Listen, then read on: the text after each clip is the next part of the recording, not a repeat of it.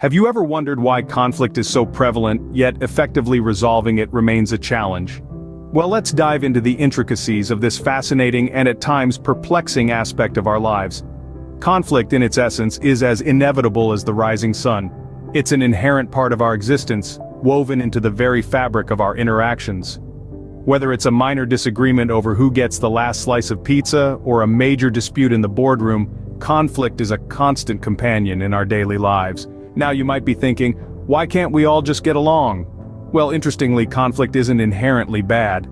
In fact, it can be a catalyst for growth and innovation. It's through the clash of differing perspectives that we often find the most creative solutions, the most enlightening insights. But here's the kicker, it's in the management of these conflicts where we often stumble. The challenge lies not in the conflict itself, but in our response to it. That's where the concept of conflict resolution comes into play. Conflict resolution, in a nutshell, is the process of finding a peaceful solution to a disagreement or conflict. It's not about suppressing or avoiding conflict, but rather about navigating it in a way that promotes understanding, respect, and cooperation. It's about turning the seemingly destructive force of conflict into a constructive tool for growth and development. In a leadership role, conflict resolution becomes even more crucial. Leaders are often at the helm of diverse teams, each member with their own unique perspectives and ideas.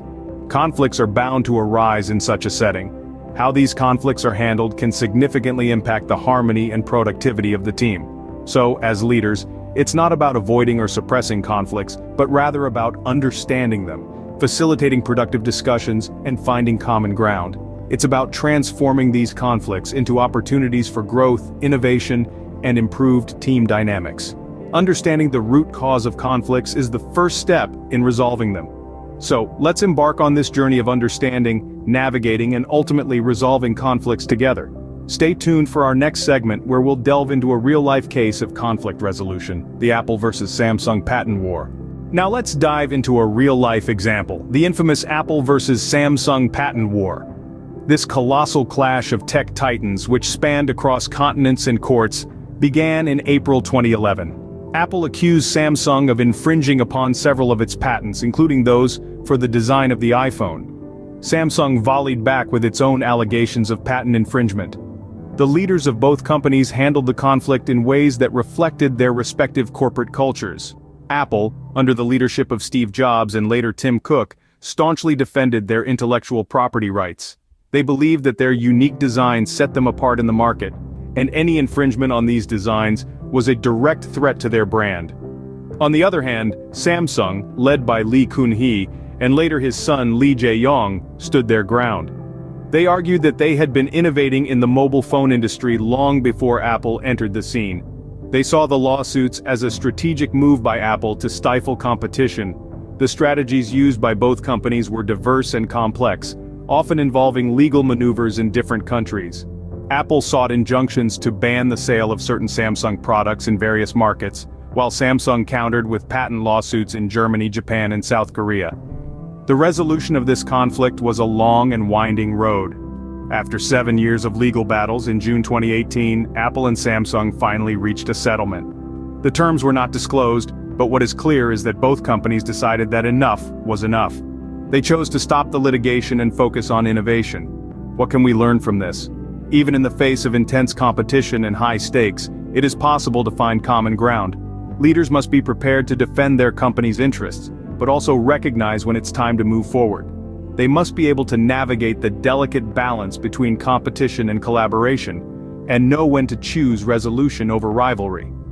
Despite the heat of the battle, both companies found a way to resolve their differences, a testament to the power of effective conflict resolution. From corporate boardrooms to international politics, conflict resolution plays a crucial role. Take the Cuban Missile Crisis, for instance. This 13-day standoff in October of 1962 was a high-stakes conflict if there ever was one. The United States and the Soviet Union were on the brink of nuclear war, with Cuba as the battleground. It was a tense time, a test of leadership, and a moment when the world held its collective breath. On one side we had President John F. Kennedy of the United States, a young leader facing an unimaginable decision. On the other side we had Premier Nikita Khrushchev of the Soviet Union, a seasoned political veteran with a reputation for playing hardball. The crisis began when American U-2 spy planes discovered Soviet nuclear missiles in Cuba. The United States felt threatened, with nuclear warheads just 90 miles off its coast. Kennedy had a range of options, from doing nothing to launching a full-scale invasion of Cuba. Meanwhile, Khrushchev was in a bind. He had placed the missiles in Cuba to deter a potential U.S. invasion and to level the nuclear playing field. But he was also aware of the potential for a catastrophic war. Rather than escalating the situation, both leaders chose the path of negotiation and compromise. Kennedy set up a naval blockade around Cuba, a move that was forceful but not overtly aggressive. He also sent private messages to Khrushchev, offering assurances that the U.S. would not invade Cuba if the missiles were removed. In response, Khrushchev agreed to remove the missiles, provided that the U.S. would dismantle its missile bases in Turkey. Both leaders had to make concessions, and both had to trust that the other would keep their word. In the end, the crisis was resolved without a shot being fired. The Cuban Missile Crisis serves as a stark reminder of the power of negotiation, compromise, and effective leadership. It shows how leaders can navigate high-stakes conflicts, find common ground, and prevent disaster. The resolution of the Cuban Missile Crisis demonstrates how effective conflict resolution can prevent disaster and promote peaceful coexistence. So, what are the key strategies in conflict resolution that we can learn from these case studies? Well, let's dive in. One of the most crucial strategies is active listening. This isn't just about hearing words, it's about understanding the message behind them. Remember how during the Cuban Missile Crisis, Kennedy's team had to interpret Khrushchev's intentions from his letters? That's active listening in action. Next, let's talk about clear communication. It's not enough to just express our thoughts. We need to ensure they're understood. Take the Apple versus Samsung patent war. Misunderstandings could have been mitigated if both parties communicated their concerns and intentions clearly from the start. Now, on to empathy. It's about stepping into the other person's shoes. It's about understanding their perspective and feelings. Empathy could have potentially softened the impact of the Apple versus Samsung conflict if each party had taken the time to understand the other's viewpoint. Negotiation is another critical strategy. It's about finding a middle ground where both parties can agree.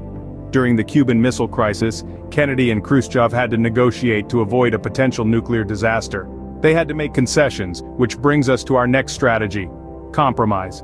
Compromise is about each party giving up something to reach a resolution. In the Apple versus Samsung case, a compromise might have been a shared patent agreement that could have benefited both companies. So there you have it: active listening, clear communication, empathy, negotiation, and compromise. These are not just strategies, they're skills that require practice. They're also not exclusive to resolving global crises or corporate wars. They're essential tools that we can use in our daily lives to navigate conflicts, whether they're in the workplace, at home, or anywhere else. By mastering these strategies, we can navigate conflicts more effectively and find common ground. As we wrap up, let's reflect on the power of conflict resolution in leadership. Conflict, often perceived as negative, can be a catalyst for growth and innovation when managed effectively. In leadership roles, the ability to navigate through conflict and find common ground is not just a skill, but a necessity. Imagine a team without conflict. It might seem like an ideal scenario, a utopia of sorts, but in truth, it's a breeding ground for complacency and stagnation. Conflict, on the other hand, pushes boundaries, challenges norms, and encourages out-of-the-box thinking. It's the grit that produces the pearl. Leaders are the captains of their teams, navigating the waters of discord and disagreement. It's in these turbulent times that their aptitude for conflict resolution truly shines, but how can they foster a more harmonious and productive environment amidst the storm? Firstly, leaders must cultivate an atmosphere of open communication. Encourage team members to voice their opinions, concerns, and ideas. This promotes transparency and builds trust, reducing the likelihood of misunderstandings, which are often the root of conflict. Secondly, leaders must be impartial arbiters. They should avoid taking sides, instead focusing on the facts and the broader team goals. This helps to ensure that the resolution is fair and fosters a sense of unity, even in disagreement. Thirdly, leaders should view conflict as an opportunity for learning and growth. When conflict arises, it's a chance to identify and address underlying issues, improve processes, and strengthen team dynamics. It's not about who's right or wrong, but about finding the best path forward for the team. Lastly, leaders should model the behavior they want to see. If they handle conflict with respect, empathy, and open-mindedness, their team members are likely to follow suit. This sets the tone for how conflict is managed within the team, creating a healthier, more productive environment. Remember, conflict isn't necessarily destructive. When handled effectively, it can lead to growth, innovation, and stronger relationships. So, embrace conflict and lead through it, not around it.